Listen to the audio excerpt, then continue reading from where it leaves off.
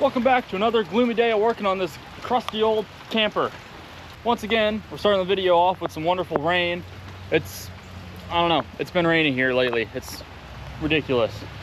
So we're switching gears and we're gonna start working on the shower. Now, there's a lot of things that we gotta take into account when thinking about how we wanna build this shower.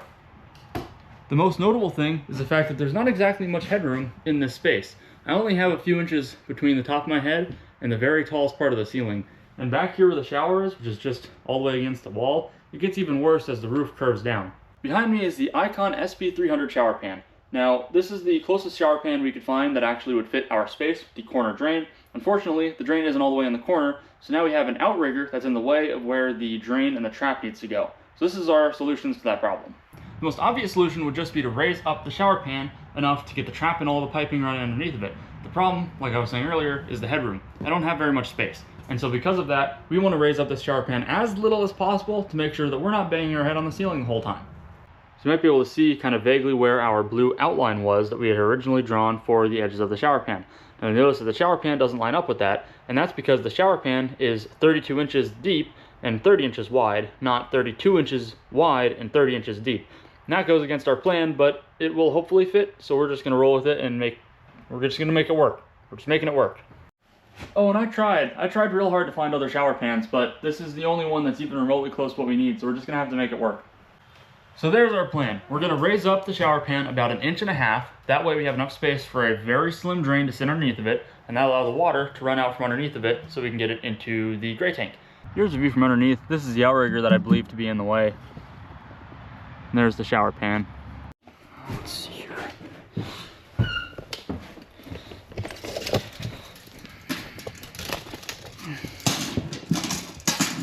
Oh, wait. Really? No. Alright, more proof. There's the outrigger right there.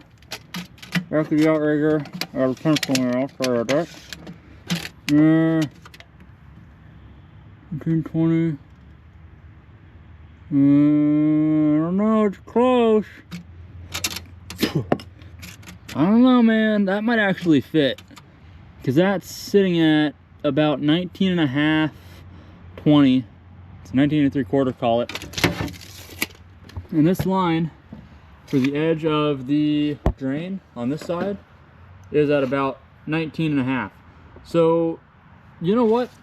I think that if we use some thicker plywood to put on this wall, like even if we just use like a thin sheet of 1/2 inch, I think that this will totally work and we don't have to do any stupid custom 3D printed nonsense.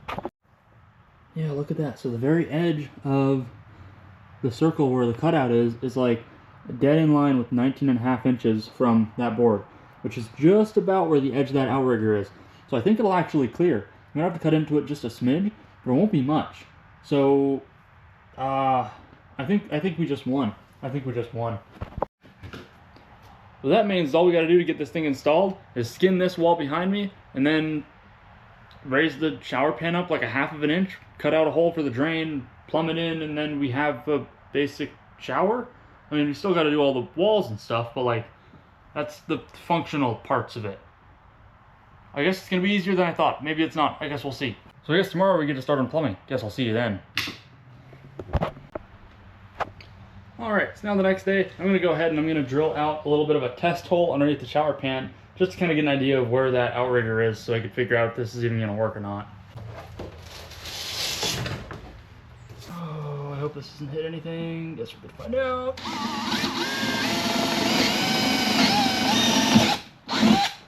Oh. I didn't hit anything metal. That's a good sign. Alright, let's see where that hole came out. Wow, that's like right on the edge of the outrigger there. Can't really see in there very well.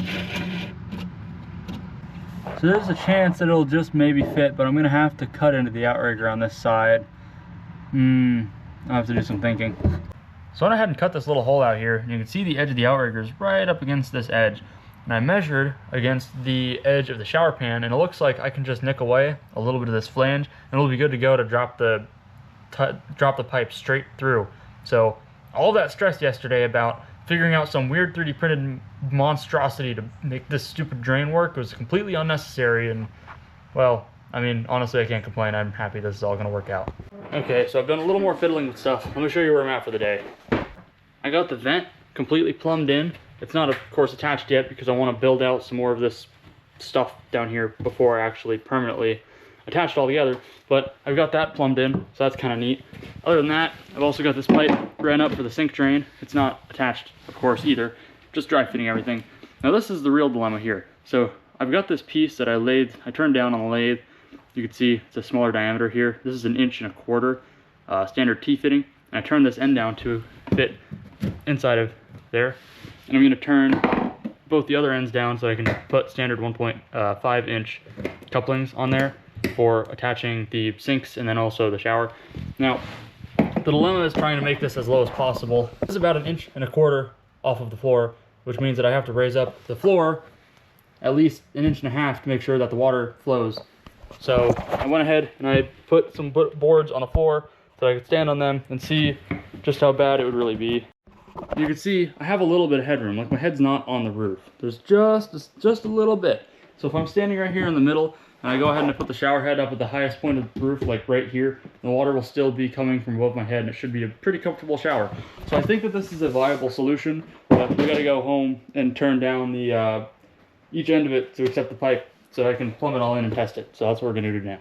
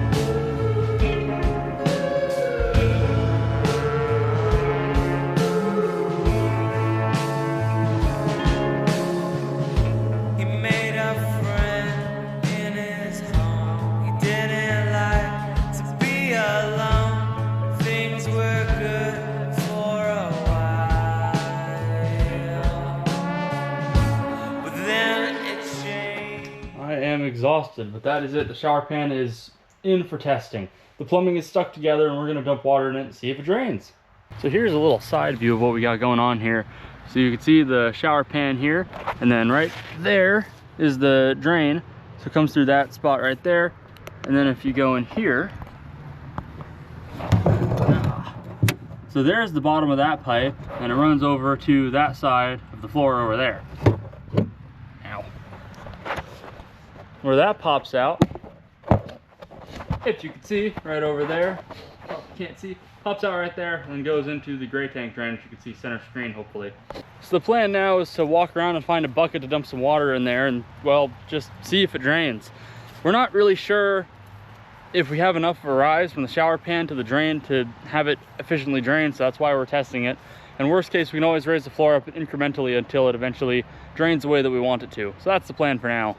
Well, it's nasty, but there's a bucket.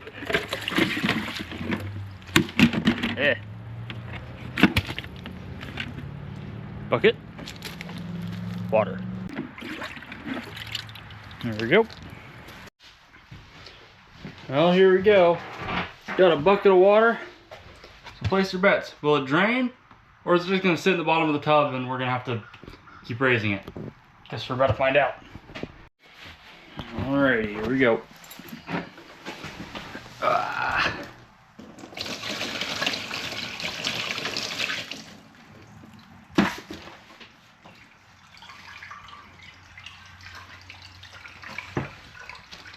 Looks like the water's draining so far. Nope, it's filling up. Well, that's a good sign that this is not high enough. See, the water is sitting flush with the top of the fan right there. I can hear a little bit trickling over, but it's definitely not enough throughput. All right, test number 2. I got the floor raised up another 3/4 of an inch, and we're gonna go ahead and see if this thing floods or not.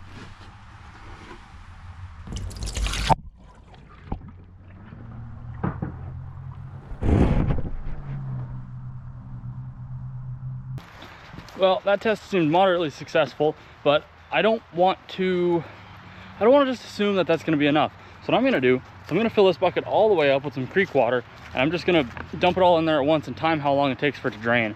I figure that's a reasonable estimate to get how many gallons per minute this sucker can take without, well, flooding and being stupid. I think it needs to be somewhere around 3 gallons a minute. That seems like a good target. I think the majority of RV shower heads lie somewhere in that range. So we're gonna fill up this 3-gallon bucket, dump it in, and see what happens.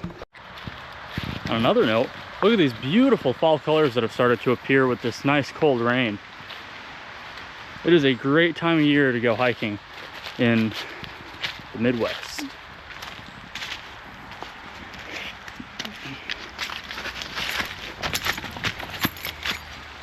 There's the creek. Hope I don't fall in.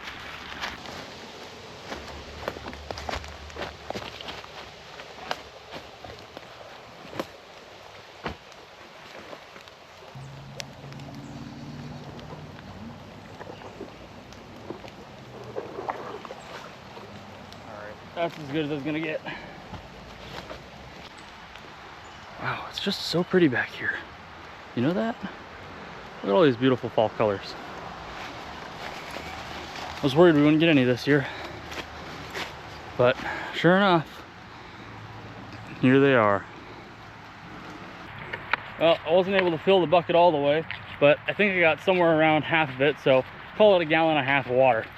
Let's go ahead and dump this in there and see what happens. All right, test number 3. I've got both GoPros running. I've got my timer. Go ahead and dump it when the timer hits a certain time, that way I can get the bucket. So go 10 seconds. 1.5 gallons. 3, 4, 5, 6, 7, 8, 9, 10.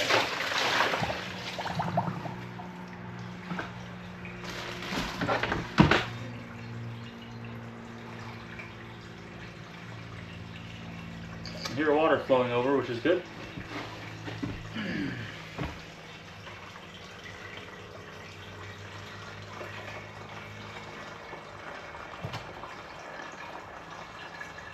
Probably call it right around there, since the water flow is slower. So, looks to me like I'm getting about, I'd say almost 3 gallons a minute, which is a good sign. I'm still concerned that the water is going to have to build up and pool in the bottom of the shower pan before it's able to get pushed into the drain. But it seems pretty reasonable to me, and I don't want to raise this up anymore. So I think I might just call it at that and hope that this is enough. So that's our plan for the shower pan. In the next one, we're going to go ahead and get the riser built permanently, and we're going to go ahead and start building out the rest of the fixturing around it, so we have a nice bench to sit on and all the other miscellaneous junk we got to do. Hopefully it's a little more entertaining than this one where I'm just sitting there fiddling with stuff, but this is how the majority of the process goes. Most of the time, I'm just sitting there fiddling with stuff because I don't know what I'm doing. I'm figuring it all out from scratch. I also sometimes take a little break for a nice little cruise on the longboard. Well, I guess it's a cruiser. A little cruise on the cruiser. They got all this wonderful concrete here. It makes for a great experience. It's a nice way to get outside and get some fresh air after staring at my boring PC screen for, 8 straight hours.